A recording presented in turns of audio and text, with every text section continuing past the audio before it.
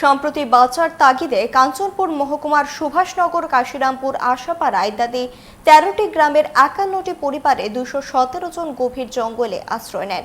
গত ৫ দিন ধরে শিশু, বৃদ্ধ, বৃদ্ধা নিয়ে খোলা আকাশের নিচে অসহায়ভাবে থাকলেও অমানবিক প্রশাসন এখনো পর্যন্ত তাদের জন্য খাবারের ব্যবস্থা তো দূরের কথা, পানীয় জলের ব্যবস্থাটুকু করেনি প্রশাসন। বুধবার আমরা বাঙালি তরফে সাংবাদিক সম্মেলন করে এই বিষয়ে ক্ষোভ উগরে দেন সম্পাদক গৌরাঙ্গ রুদ্রপাল।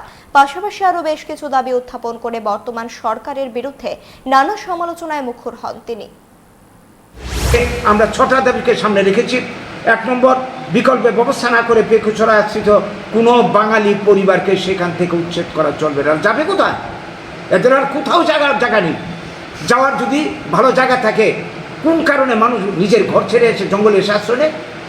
২ নম্বর দাবি, অবিলম্বে পেকুছড়া যারা আশ্রয় নিয়েছে তাদের খাদ্য, পানীয় জলের ব্যবস্থা, ওষুধপত্র এবং থাকার জন্য ঘর নির্মাণের ব্যবস্থা করতে হবে।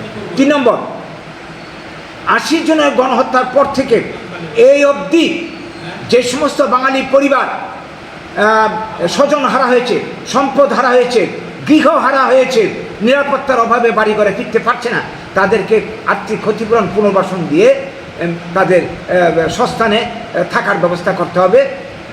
এটা আমাদের আগেরও দাবি। ৪ নম্বর দাবি হচ্ছে আমাদের যে প্রত্যেকটা বাঙালি পরিবার যারা উদ্বাস্তু হয়েছে, থাকার জায়গা নেই, তাদেরকে উপজাতিদেরকে যেভাবে বনের অধিকার দেওয়া হয়েছে, জমির পাট্টা দিয়ে তাদের বসবাসের জায়গা করে দেওয়া হয়েছে, কেন বাঙালিদেরকে দেওয়া হবে না? বাঙালিকে এই দেশের নাগরিক নয়?